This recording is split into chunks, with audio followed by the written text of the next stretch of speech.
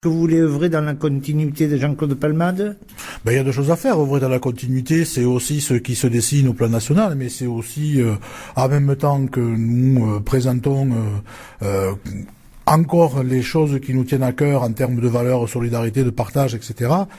Concilier aussi des propositions de programmes nouvelles, parce que la société évolue et qu'on doit apporter des réponses cette année, en 2008, qui n'étaient pas pertinentes relativement à des questions qui n'existaient pas il y a 3-4 ans. Bon voilà, ce que je peux dire aussi, c'est que à côté des gens que l'on va voir un peu plus désormais, parce que c'est comme ça, c'est pas mon arrivée qui est particulière relativement à ça, il faut aussi qu'on retrouve les moyens et la nécessité de porter une ligne politique claire relativement à ce que nous n'avons pas été capables de faire au moins ces derniers temps. Votre position par rapport au MoDem ne changera pas ici sur le plan départemental comme au plan national avec Martine Aubry, je suppose. Oui, nous avons toujours été très clairs par rapport au MoDem. C'est le Conseil national qui fixe les règles de fonctionnement relativement aux autres partis.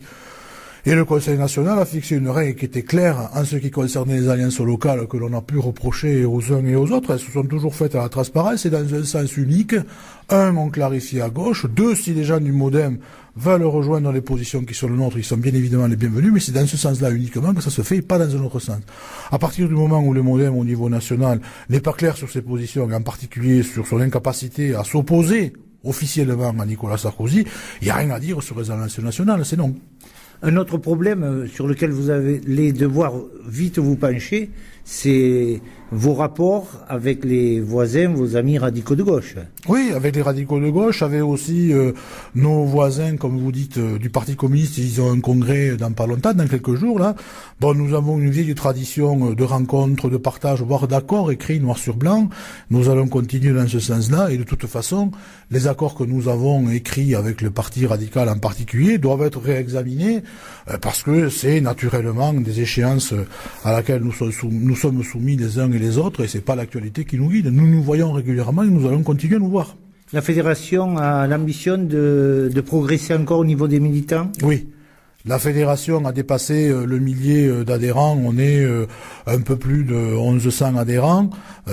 Il serait tout à fait naturel, parce qu'il y a aussi une demande de gauche et il y a aussi un nombre de sympathisants que nous rencontrons les uns et les autres, il serait naturel que nous arrivions à leur faire faire un pas effectivement d'adhésion. Alors nous avons par exemple une mesure que nous avons votée en juin dernier, une primo-adhésion à 20 €. Je pense que le national repartira sur quelque chose de cet ordre et en fera un moyen d'adhésion plus fort. Mais je crois que fondamentalement, c'est aussi par nos propositions plus claires et plus précises que nous ferons venir les gens à nous. Votre élection à 64% vous évite des problèmes que peuvent rencontrer les socialistes au plan national?